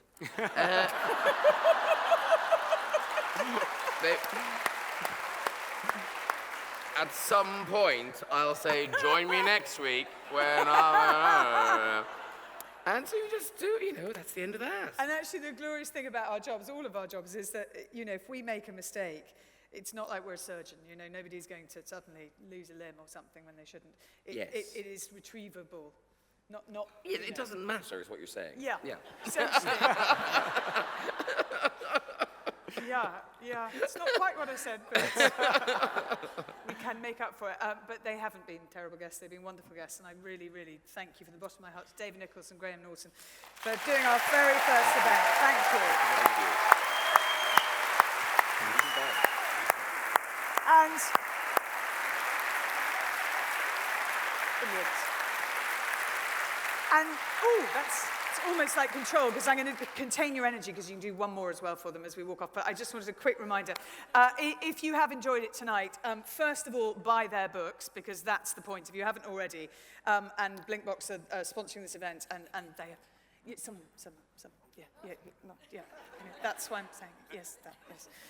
Graham's is out in 3 weeks' time, isn't it? It should be finished by then. Us is out now.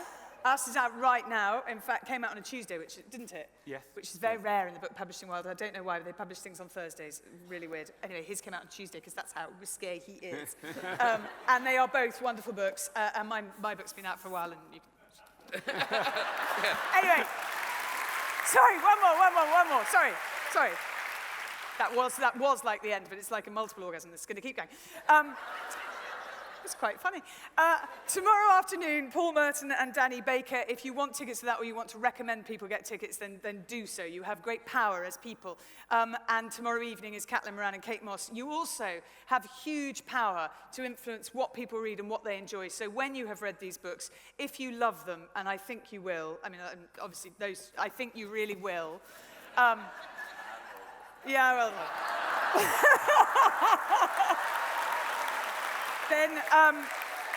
Then share it with the people that you think will enjoy it, because that is the biggest book-selling power in the world. It's you, it's the readers. And thank you again so much to David and to Graham, and to all of you for coming tonight. Thank you, good night.